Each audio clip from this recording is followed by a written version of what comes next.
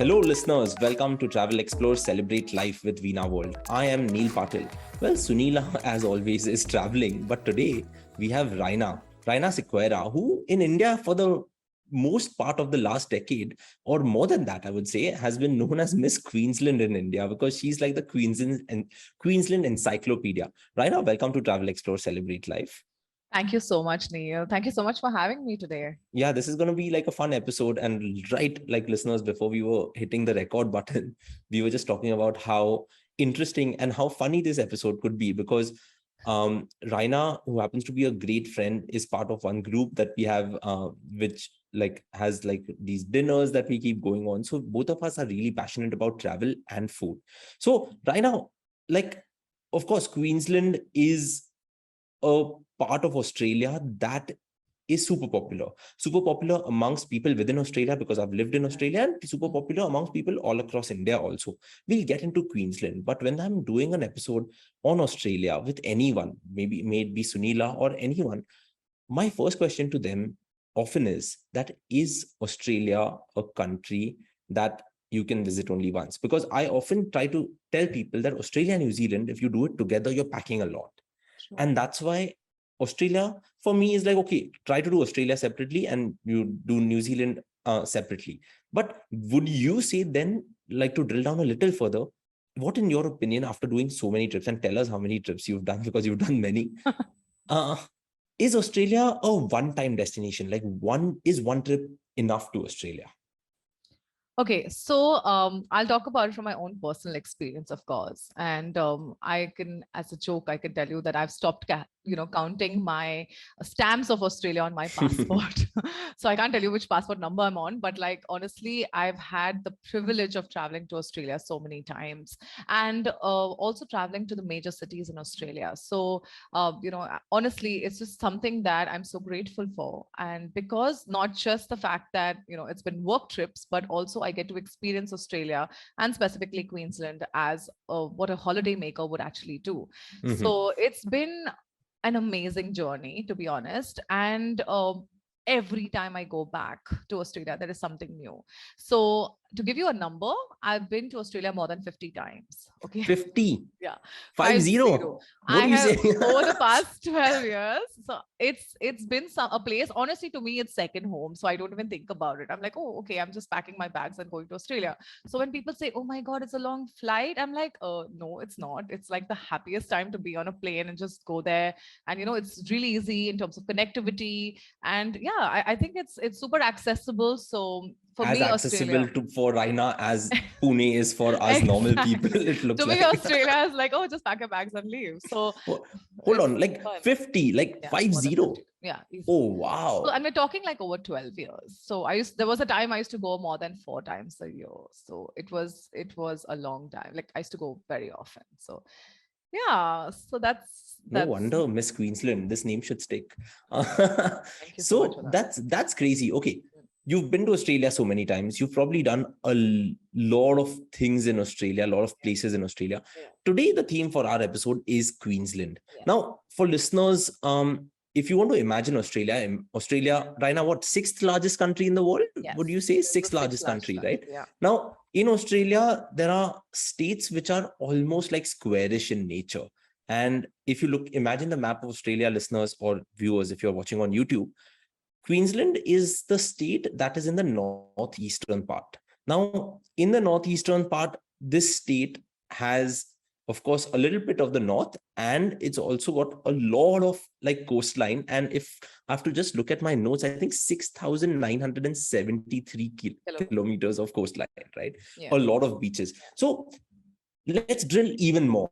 Okay, Queensland. And because you've been to Queensland a number of times, can Queensland be just a destination that you can go to once, or there are multiple things? See, your trips have been work. Yeah. Now, we aren't privileged as you to do like more than 50 trips, but like for someone who wants to continuously travel, would you say that if you want to do it, if you can do that, you can do multiple trips within a state like Queensland also?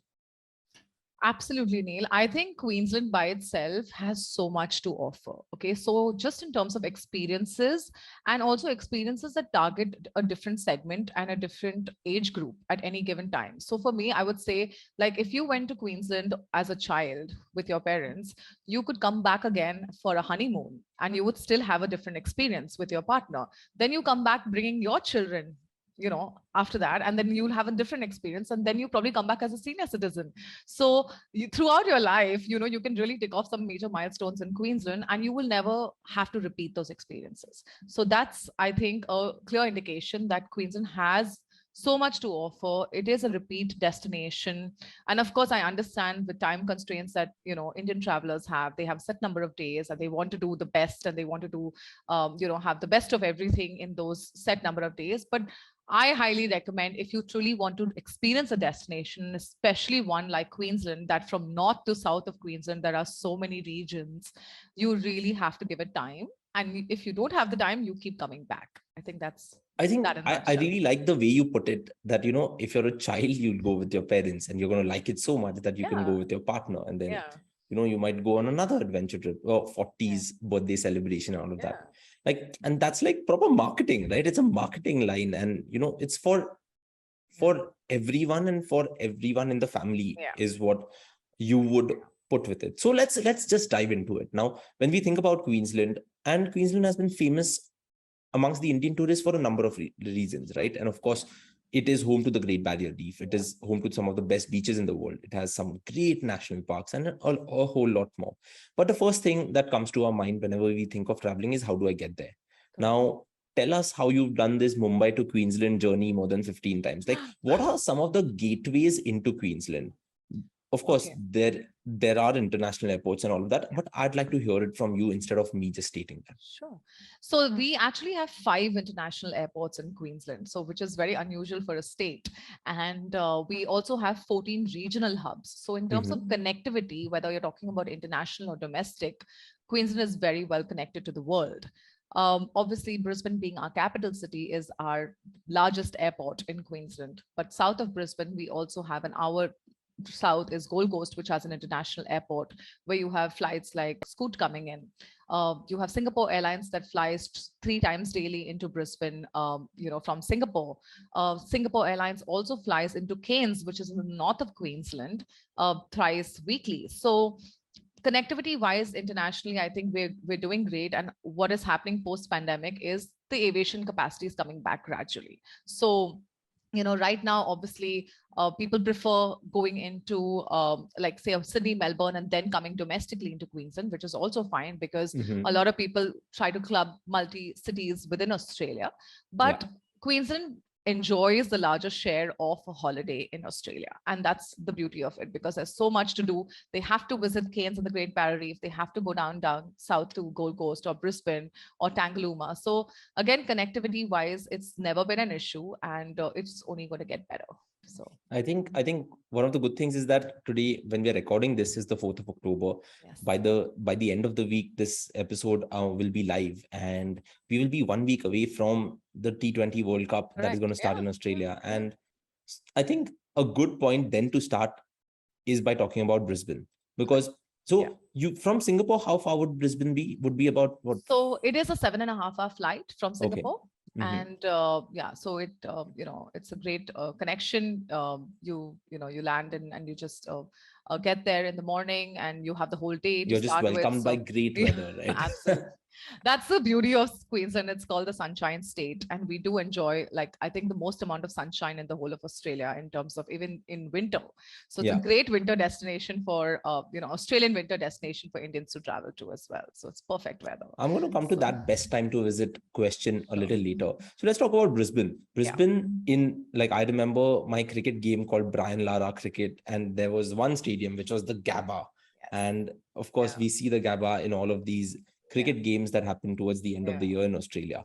So what is there to do in Brisbane? And up until now, Brisbane was often thought of that, oh, you want to go to the Gold Coast? Go to Brisbane and take a car and go. But I'd like to point out here that, guys, Brisbane as a city has evolved drastically. And there's a lot more that you can do in the city. So instead of just hopping off the flight and again going on a drive to the Gold Coast or any other city, there is a lot to do. So what are these places, Ryna? Tell us. So again, to your point where you say Brisbane is always used as an international gateway into Gold Coast, I always say that when you are coming into Brisbane and you're going to Gold Coast, that's great. But when you already have access to that city, why not just experience that city as well? Because there is so much that city has to offer. And from my own personal experience and visiting Brisbane over 12 years, I can tell you how much that city has evolved. It's just in terms of the offerings, whether it's tourism offerings, it's infrastructure development, which has been massive in Brisbane and very mindful also, let me add to that. Then obviously the GABA experiences like the GABA, which is also going to be hosting the T20 World Cup. We are also the host city to the 2032 Olympics and Paralympic Games, which is big news. And obviously that's going to lead to further development.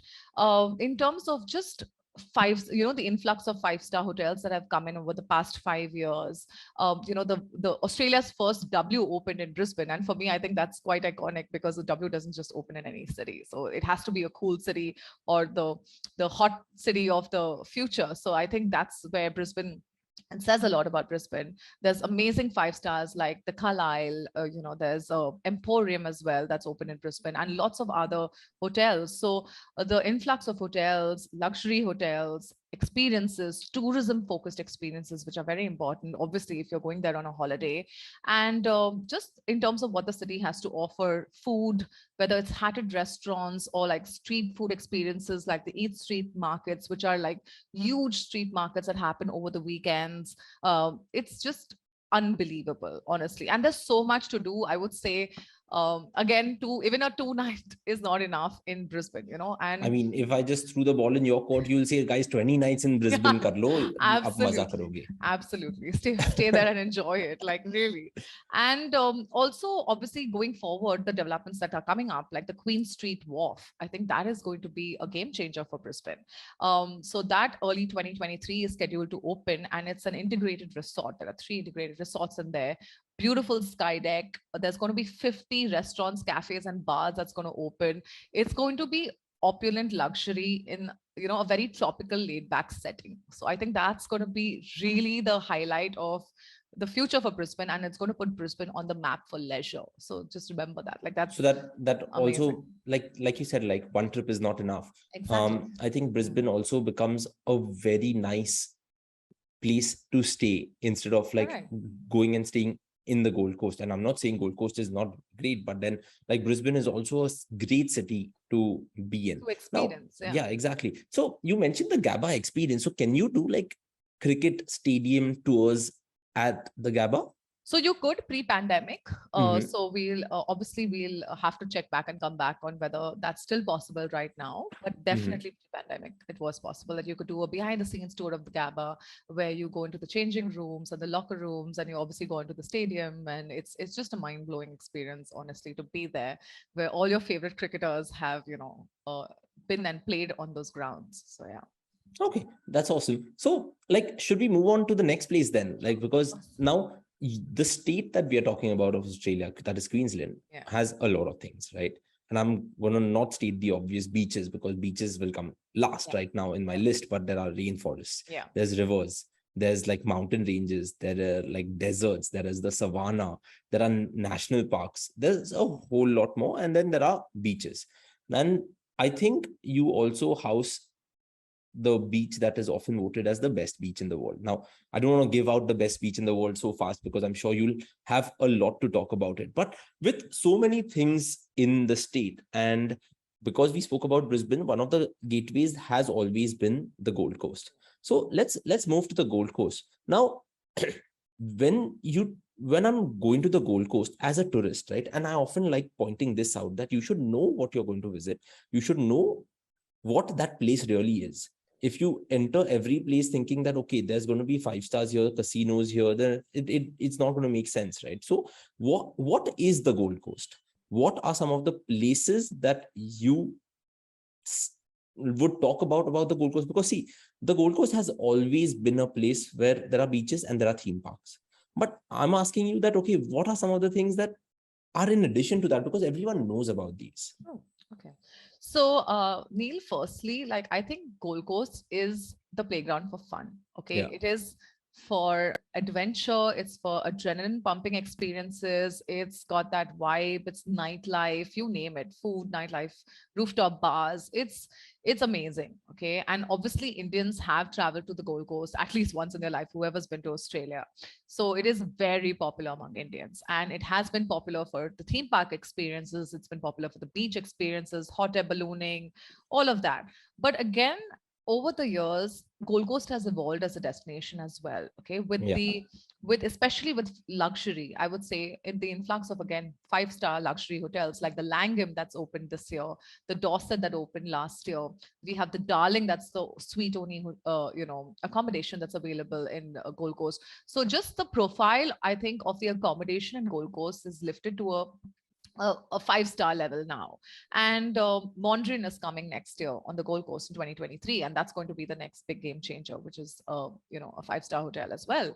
So I think that has changed the skyline of Gold Coast, and also experience wise, there is so many things you can do on the Gold Coast now. If you want a laid back, relaxed holiday as well, if you don't want to do experiences that probably others are doing, you can go up to the hinterland. There is a beautiful subtropical rainforest. You can go and experience that. You can do glamping experiences because that's the new trend post COVID as well. There are some beautiful glamping experiences. You can self drive, go down to southern Gold Coast, have these really different experiences than what you probably already do or know of. And the Currumbin Wildlife Sanctuary, which has a great, wildlife experience as well.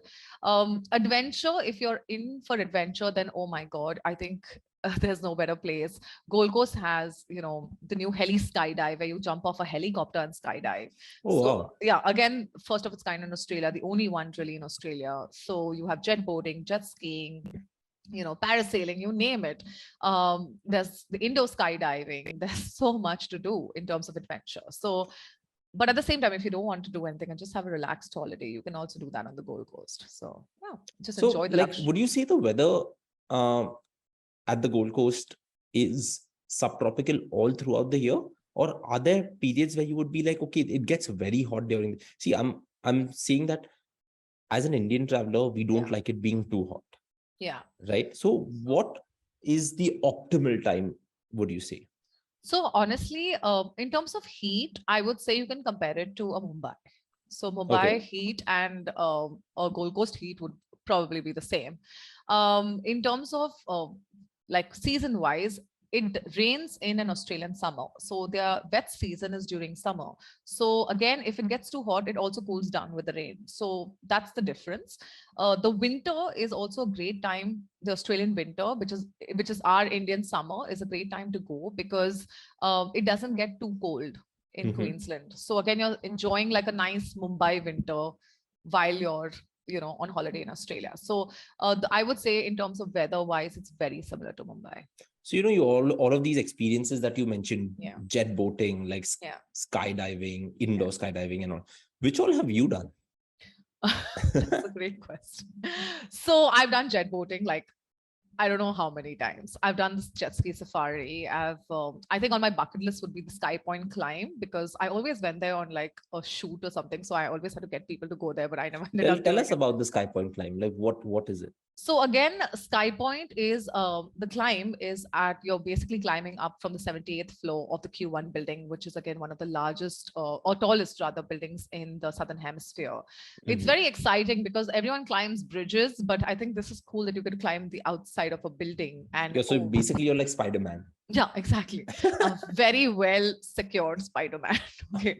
So it's really great because it gives you like a bird's eye view of the Gold Coast. It's stunning. Like that view cannot beat anything. You get great pictures. You have a beautiful view of the ocean. Obviously, at some times of the year, which is June to October, when it's the whale watching season, you can actually see whales out. Oh, yeah. Literally, yeah, yeah, you can see whales breaching out from there. So it's very, very cool as an experience. And again, you do not have to be, obviously, it's hard. It's not hard adventure, but it's something that everyone can do after a certain age group. Yeah. Okay, fair enough. Now, do you think we missed out on anything in the Gold Coast? Of course, we'll come to I think we experiences. did. I think we did. Yes. One of my highlight experiences has been whale watching on the Gold Coast. Oh my God. I think the last time I went whale watching, I saw 20 whales. Okay. It was surreal. So what happens in whale watching? Okay. Because many of us have never been whale watching. I've been whale watching once. What did I see? Okay. I only saw the sea. I didn't see Oh any my whales. God, no way. I didn't see any, but that was somewhere else. I've never done it in Australia. So what happens in whale watching? Because listeners also would like to know. Of course. So basically, we go out on a 3-hour whale watch cruise, and you head out from Gold Coast. It's so it depends on which whale watching cruise do you also choose.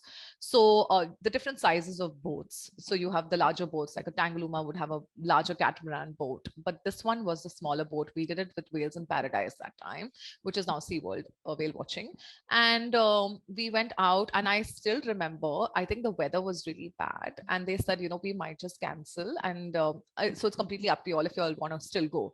And we said, nothing doing, we want to go. Okay, and we went on the whale watching cruise. It was the best whale watching ever. You go out. So again, the beauty of whale watching in Queensland is that you do not have to go too far out into the ocean. Because if you see even the imagery that we have on whale watching, like the whales are like, you can see them from literally from your bedroom if you're staying at a Soul or a Q1. Yeah, I've seen whales just like breach in the horizon, and it's amazing. So whales are that close to the shore, and from June to October. Basically, it's not a sea view; it's a whale view. It's a whale, exactly. Exactly. They should market it as a whale view, right? And so you go out there. The boat takes you out there, and what's amazing is that I love that Australia is so strict when it comes to making sure you're not chasing whales, or you're not getting into their habitat and affecting their because they are actually on a migration of their own, where they are going up to the north of Queensland, having their calves and coming back down. So they are just doing their own thing, playing with their calves, teaching their calves how to do different kinds of tricks and tips, and you can actually see that happen, which is amazing. And what's the beauty is that whales are really curious. So if you stop, okay, they will come to the boat. So you wait, they come to you, and they get so curious, they'll come and they'll probably and they are big show offs. Okay, they love to show off. They'll do a breach, they'll go underwater, come back up, just the squirts and all kinds of things, and it's just amazing. You get great photos, and it's just so extraordinary to be so close to such a huge mammal. They're all humpback whales, and they are just outstanding creatures. So I think nothing beats that experience. So whale watching for me. That is what 50 Trips does. You speak about our destination so passionately. Exactly. It's just amazing. And then when you see 20 of them on one trip out, it's just, it's a money can't buy experience, to be honest. You just come back feeling so amazing. So when I was last in the Gold Coast, I also was pulled out of bed at 4 a.m., dragged to a site an hour from the Gold Coast. And I did this super experience that is hot air ballooning. Yeah. Would you say a lot of places in Queensland offer hot air ballooning, or is it very specific to the Gold Coast? So hot air ballooning is offered in Cairns and Gold Coast and Brisbane, actually. So you can do hot air ballooning in these 3 destinations, and obviously being very weather dependent. Super weather dependent. Exactly. You obviously will have to pick and choose a destination based on what time of the year you're going, and what's the best weather to do this while you're there as well. So yeah. Nice. So, of course, there's the Gold Coast, and there's also the Sunshine Coast. Yes, there's so much. Yeah. So, of course, what is the difference? They're different cities, of course. Yeah. But true. Is Sunshine Coast also very popular with the Indian traveler so far? What do your numbers indicate? So as of now, I can tell you that Sunshine Coast is a very new destination for the India market and for Indian travelers. Obviously, Gold Coast has been built over so many years as a brand as well. So Sunshine Coast is a very nascent stage of being introduced into the market. Again, I don't think it's fair to compare them as destinations, because they are so different from each other. But at the same time, they do offer some common experiences. But I would say Sunshine Coast is more laid back, more where the locals go on holiday. So you will see more locals versus more tourists on Sunshine Coast. But that's also changing. So again, that's changing because now they have an international airport, they have an international flight coming in from New Zealand. So that will eventually be very different. But again, it's just a beautiful destination. There's beautiful beaches, there's amazing apartment style accommodation, there's the hinterland as well, so many lovely accommodation options there. If you really want to just relax and do nothing, like laid back lifestyle, I think that's the true Queensland way of holidaying. Sunshine Coast works perfectly for people who want to do that. So, when I was I was studying in Australia, like I think it was what, 12 years ago now. The first time I heard about the Sunshine Coast was when someone came and I was like, oh, I'm at the University of the Sunshine Coast. So like, oh, so you're in Gold Coast, right? Because like we hear so much about the Gold Coast, but we don't end up hearing a lot about Sunshine Coast. That's why I wanted to really ask you this question. Now let's get into the thing that Queensland is really famous for, and that is the Great Barrier Reef. And the Great Barrier Reef has so many adventure, fun things and all of that comes with it. And the gateway to the Great Barrier Reef, would you say, Ryna, is the Cairns, like the city of Cairns? Yes, it is known as the gateway to the Great Barrier Reef. You're absolutely right. And Cairns, of course, is not just the gateway to the Great Barrier Reef, but it's also the gateway to another World Heritage listed site, that is the Daintree Rainforest. So not a lot of people know about that, but again, it is very popular for the rainforest as well.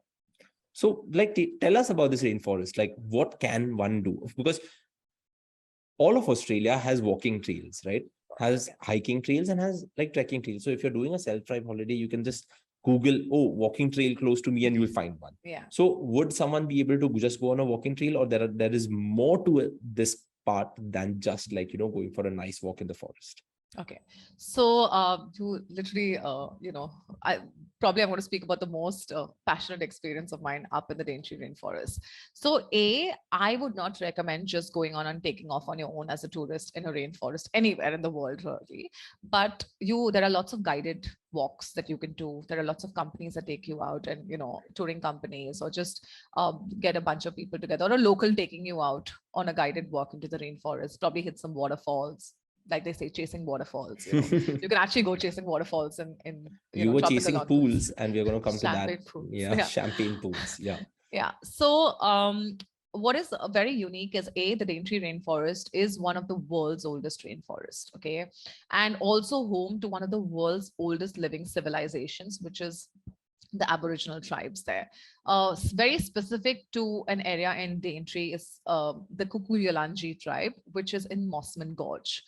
And Neil, I honestly cannot even explain how stunningly beautiful that spot on this planet is. Like, I literally probably was breathing, I don't know, like the purest oxygen I've ever taken in my life. And it was just magnificent.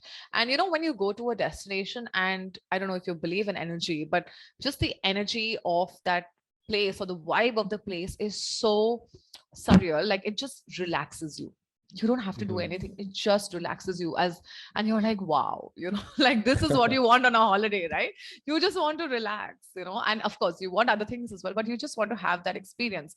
And the beauty of the Mossman Gorge is that it's got this stunning, beautiful river flowing. That's the Mossman Gorge River, and the Mossman River rather. And you could do experience with a local Aboriginal tribe, where they take you in at Mossman Gorge Dreamtime Center, and they it's a guided walk into the rainforest. So again, I know sometimes people are like, oh my god, I don't want to walk in a rainforest, and it's boring maybe, or it's like, I don't want to hear someone telling me stories about. But I'm telling you, it was the funnest experience. Okay, it's spiritual, because they sort of do this whole in it, like a ceremony, like to cleanse you while you're, because that's their land, and their land is holy to them, and you are entering their land, so you need to obviously cleanse and do this whole ceremony with them. And then they take you and talk to you, and of course they speak to you in English. They take you and talk to you about the rainforest and how their ancestors, and they depended on the rainforest for so many things, whether it was food, it was tools, it was all kinds of stuff. And how how amazing the rainforest really is. Again, there are quirky stories that they come up with, where I remember there was this little red berry on a plant somewhere, and the guide was like, oh, this berry just looks like a regular berry to you, but it's actually very, we used it very uniquely. And I said, okay, so what did you use it for? He's like, this berry, if you consume it in a tea, it will make you go blind for a couple of hours. So I What? said, okay, but why would you use this? And he's like, oh, our ancestors used to use this when, when say they didn't like someone in their community, or they just wanted to get back at someone, they would take them, they would invite them home for tea, make the tea out of the berry, and take them once they lost their sight. They would take them into the middle of the rainforest and leave them. And then, obviously, like, they would have to find their way back. So this was kind of a revenge thing that they would do. And I was like, Wow. wow, that is just amazing. And I've never, like, I probably wouldn't find that story on Google either. So that was really spectacular. And that, and then, just simple things like leaves turning into, like, if you just dip them in the water and just rub it on your hands, they're soap, they lather. So they used to use those as soap. Then how they used like literally mud and earth to make different kinds of paints. So, and then you can also go and take a dip in the gorge there, in the river there, which is absolutely stunning. So it's just, I think that was the most transformative experience I've had, I would say, just in terms of just being part of, talking to someone that have such a huge cultural connection, and just talking about the rainforest from a different perspective. It's not just about going and walking. It's just about learning so much and coming back with a completely different idea of, the region. Now, I'd like to pick out on a few things that you have mentioned over here. Sure. One is that you mentioned that if many, many times we are like, oh, we are bored to walk. Why should we walk all the time? Yeah. One thing I'd like to say, and tell me if you agree or not. Sure. Guys, some of the best things in Australia are going to be a 500 meter to a kilometer walk from where you park your car.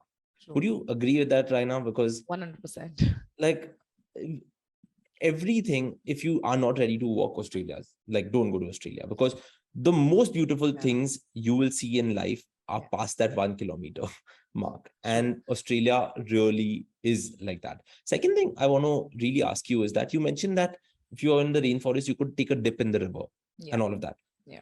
Is Queensland a place where you should just have your swimsuit or swim shorts in your bag and a small towel with you all the time? I completely, I would say yes, because A, because of the beaches, B, because of there's so many opportunities where there are secret beaches that you want to hit. But I would again say you got to be a little careful. Like, you can't just go watch the signs, look for road signs, look for beach signs.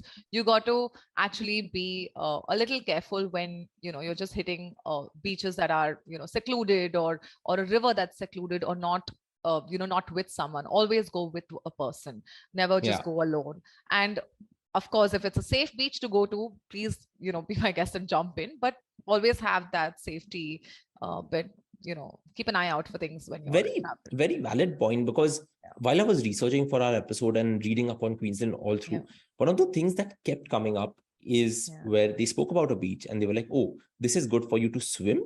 Correct. And this is good for you to surf. Correct. Now, if it's good for you to surf, it may not be great for you to swim, because the swell picks up. And there's one account I follow on Instagram. It's called Kook Slams. KOOKSLAMS. It's an Australian account. All they show is how people who want to swim have gone to a beach that has like a good swell for a surf. And you just like, the waves are slamming into you. And guys, the power of the ocean is crazy. A third thing that I want to pick on is, you mentioned that the photos that you click there, or that photo that you click there, is one of the most memorable photos that you may have clicked. Often we travel not to see by our eyes, but to show our friends, dekho social media pe main kahan ja raha hu. And you are always uploading photos, you're editing photos. One of my friends was on with me Mumbai to Pune. All she did was she was editing one photo which she uploaded once we reached Pune. Now, let's talk about lists here, because we really like lists, right? Tell me top 5, we top love 10. Them. Yeah, of course. And see, there's personal preferences over here. So 5 spots which are like your top Instagrammable spots in Queensland. or 5, you could go 6, you could go 7. You'll be like, oh, this cliff may not be happy if I talk about the sea or whatever. But like, what comes to your mind? Okay, we'll start from the north of Queensland. Oh, great. Yes. Yeah, we'll go geographically. So I would say Mossman Gorge in tropical North Queensland, or in closer in the Daintree rainforest. Then I would say the Great Barrier Reef underwater. Okay. The Great Barrier Reef above water. So if you're flying over the Great Barrier Reef, it's the most Instagrammable thing you can take pictures of. The Heart Reef. The Heart Reef, which is in the Whitsunday region. I think that you can club with the Great Barrier Reef aerial view, because that is the most stunning piece of reef that you will capture, and unique. It is unique because it's a natural heart formation. Then you have I would say Sunshine Coast, the beaches. There is a beach called Rainbow Beach up from Sunshine Coast. Is that because of the sand formations that are of they have different colored colors? Sands. Yeah, they have colored sands. It's a beautiful 4-wheel drive experience. So I would say Rainbow Beach, and they have a beautiful sand blow called Carlo Sand Blow on the dunes, and there's a lighthouse, and I'm a sucker for lighthouses, so I go chasing lighthouses also. So that's another one. I would say Tangalooma. Okay. Tangalooma, because it is a beautiful island, and I think just naturally they are, it's such a stunning location to get. You were telling me some statistic, right? It is the third largest sand island in the world. Third largest sand island in the world. Yeah. And then you have, obviously, I think Brisbane at Kangaroo Point would be a very Instagrammable spot where you're having a vintage picnic and just against the city skyline. It's stunning. Gold Coast, I would say southern Gold Coast. There is a spot called Point Danger, or rather Kira Beach, around that area. There's a beautiful lookout there. Again, I remember being there for a shoot, and there were just whales in the horizon just jumping around, and it was surreal. The sunset there, I still have a picture of it actually. The sunset was magnificent. So that, and up in the Gold Coast hinterland, there is a place called Natural Bridge, which is in the rainforest. That's in the national park there, and it's absolutely beautiful. They've got glowworms, but you can't actually capture the glowworms in the day. So it's just a beautiful little little waterfall coming through this cave, and just one stroke of light, and it's just the most Instagrammable place according to me. So yeah, so I would say these many. How many did I name actually? More than 6. I lost count. That's fine. So sorry. It doesn't matter. One question: have you been to Cape York? Actually not. I haven't. Is it on your bucket list? I would love to, but I would need obviously someone to take me there, because I haven't been there, and obviously there's it's going to be a journey from Cairns. Like Cape York, northernmost point of Australia. At Cape York, you'll come to a beach, which is it Punsand Beach or Punsand Beach? I don't know. Punsand Bay Beach, which has northernmost point, which means you can see the sunrise also and sunset also from this beach. But like Ryna said, you would need someone to take you there, because only a few thousand tourists do it every year, because it's a long way off. Think about Australia, 6th largest country in the world, and on the map it may seem like Cairns se thoda hi to upar jana hai, but it's not that. Like it's far, and that is there. Okay, so Ryna, let's come to Great Barrier Reef. When I did the Great Barrier Reef, I took a cruise. But right now, you mentioned that seeing the Great Barrier Reef under the water while you're on water and from above is also great.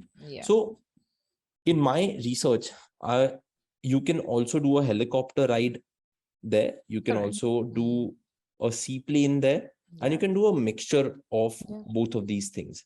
So I'm assuming you've done all 3.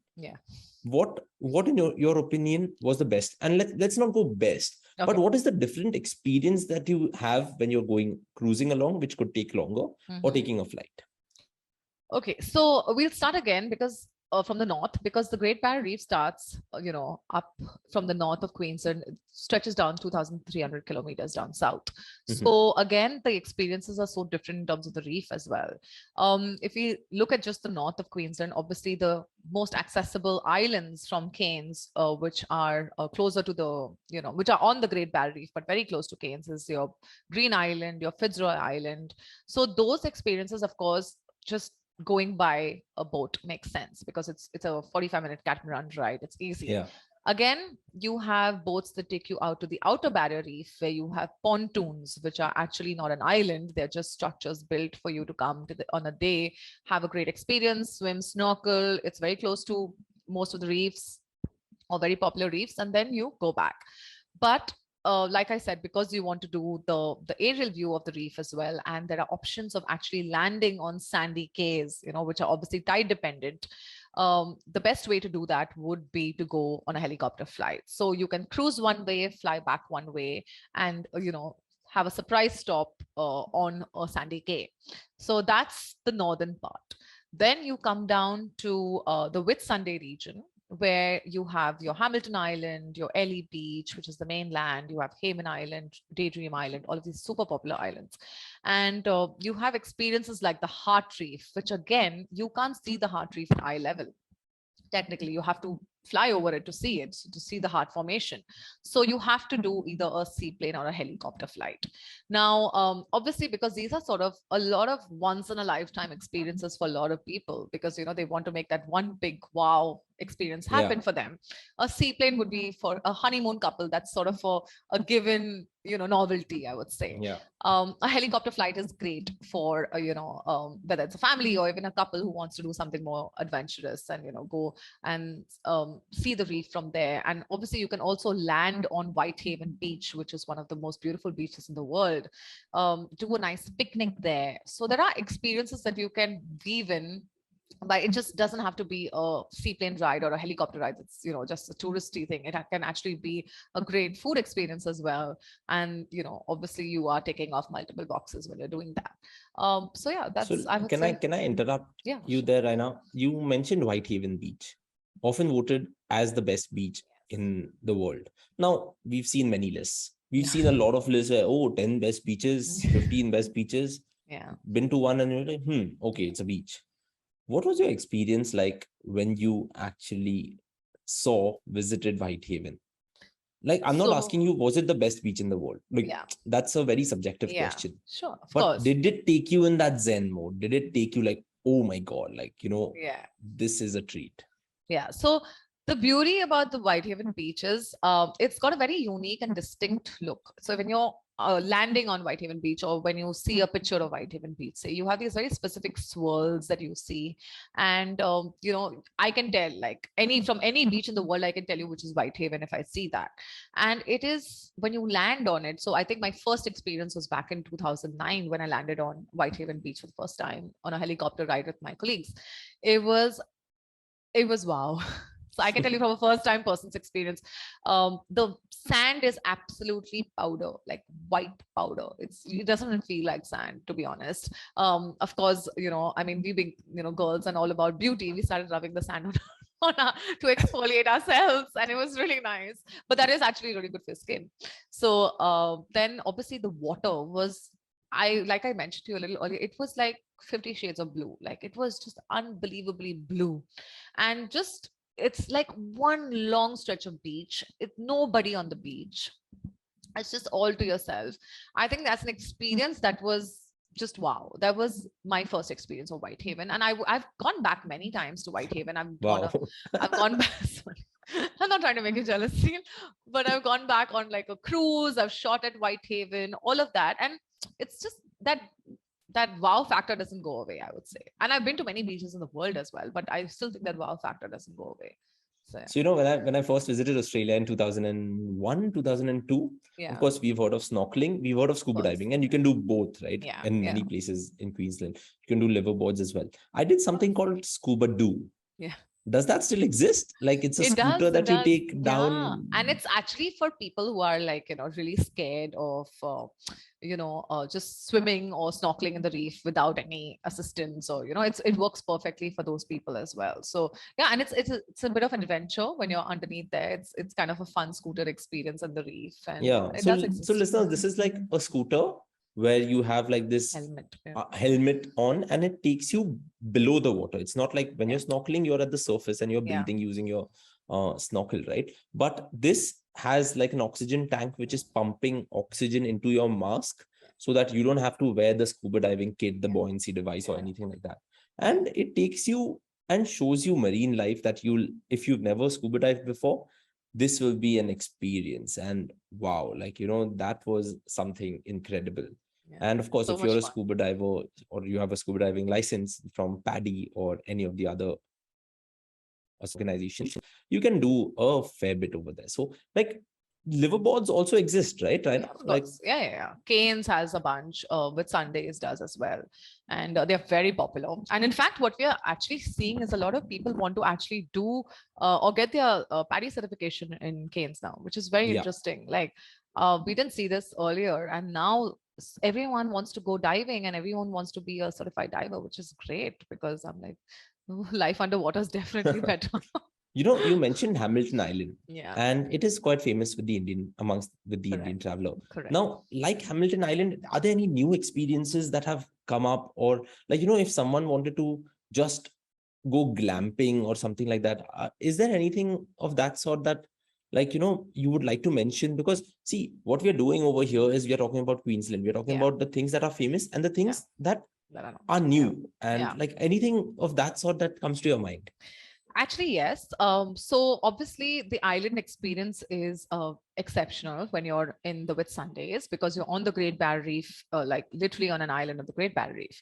But I think what takes it a step further, if you are a true adventure seeker, is staying overnight on a pontoon on the Great Barrier Reef. For me, it's almost like a Hollywood movie Oh, where you wow. go, you get to the pontoon, you do your daytime snorkeling, diving, etc. The day guests go back to the island, but you stay back on the pontoon, and Oh, you wow. have these really cool, like almost like single beds, I would say, on the deck. So you're sleeping on the deck under the stars, literally in the middle of, like, overnight on the Great Barrier Reef. And the one on the Whitsunday region, which is called Cruise Whitsundays, it also has underwater suites. They're called the Reef Suites, which are two of them right now in the whole world. So you have to check, when you're looking for accommodation there. But the Reef Suites is literally underwater accommodation, and the Reef Sleep is the one on the deck. So you can have that experience that gives you longer time in the water. You get to really enjoy the Great Barrier Reef. Of course, it's like a once in a lifetime experience, I would say. And probably you'd want to keep going back also. But that's something that's unique. And if you want to, add on a few nights and stay on that and have that experience and come back, I think that really, it's a bucket list experience. That's amazing. Well, we've been talking about Queensland for the I know, last, we can just go 40 on. minutes, 45 minutes. But okay, Yeah. we've spoken about many of the things that we can do. And of course, Correct. to add to that, there are many trails that you can do. There are nice breweries. There are like So much rum more. distilleries, food Yeah. is there, and all of that. Before I reach the last point of my like two questions that I have for you, would you like to name anything? Otherwise, we can just jump to like these last two questions that I will have for you, which are more related to one's bucket list. I think we've covered it all. Like, I think we've had a great chat about Okay, so pretty the much next all the time, highlights of Queensland. the next time that we do an episode, then what we'll really do is we'll go into the nitty gritty and then the Yes. secret Yeah. places or something. So let's do it that way. Now, right now, I'm coming to the last 2 points of my question, Okay. and I recently did an episode with my friend Sajid, where we spoke about paragliding and Fiji. And one of the questions I asked him is, tell me two things in Queensland that you have done that should be on everyone else's bucket list. Like, what could they be? Okay. So one would be you should either snorkel or dive in the Great Barrier Reef. And I can tell you from my experience, I am not a swimmer. Okay. But I have done several introductory dives in the reef. I have held on to people. I probably drowned other people, but I have gone and just jumped into the water and said, I'm not giving up on this experience. It's like YOLO, really. Yeah. Like I have to do it if I'm there. And I've done it. It is the most exhilarating experience, I would say. So snorkeling and diving is a must. Okay. And I would say, maybe a self-drive experience, Oh, yeah. just go out, pack your bags, just head out, start driving. You can, if you're very adventurous, you can drive right from Brisbane up to Cairns, make Wow, that's a multiple long stops, drive. make multiple stops. So you can do it over 3 days with stopping Yeah. at different, beautiful beach towns and get access to the Great Barrier Reef at different locations. And my personal one would be, I think, when I visited Lady Elliot Island, I think I was just blown away. That is the southernmost island of the Great Barrier Reef. And that was a personal bucket list item that I checked off. So that's like where manta rays are found, right? Yes. I So they're think. very popular with the turtles and their stingrays. Awesome. So you've done these. Now, what are 2 things in Queensland that are on your bucket list? Okay. So I would say I want to do the reef sleep experience, or the other one, which is up in Cairns, which is the the Starlight by Sun Lover experience, which you can Okay. spend the night on the reef. So I really want to do the pontoon overnighter. Fair. And I want to do the Museum of Underwater Art. Now, Museum of Underwater Art. Yeah. Where's So that? that is actually off the coast of Townsville. Okay. So this is south of Cairns, and you can fly into Townsville, like I mentioned earlier. It's got an international airport, or you can even take a domestic flight in. And you go off on a day cruise from Townsville up to this, where the reef is. It's called the, basically, it's like a greenhouse. That's been built, and there are these really beautiful sculptures underwater that I put. And to see the museum, you have to dive. So you can't obviously see it from the top. And it's called the John Brewer Reef, actually. So when you go there, what I think I was so excited when I saw that you don't have to be a pro diver. You can still do an introductory dive and see. Oh, yeah? So yeah, so I was just really happy. But the Museum of Underwater Art. So check it out. It's called MOUA. It's going to be the next big thing. Again, it's the only one in Australia.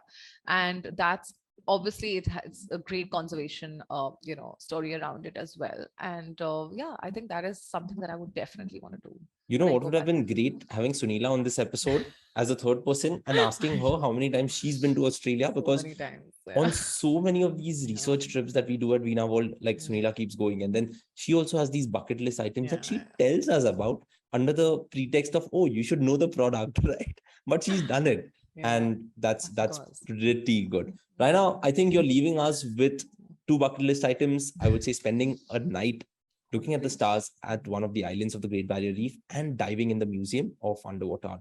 Thank you so much for coming on to Travel, Explore, Celebrate Life. It's been great. We'll catch up very soon on another episode where we talk about many different things that Queensland has to offer.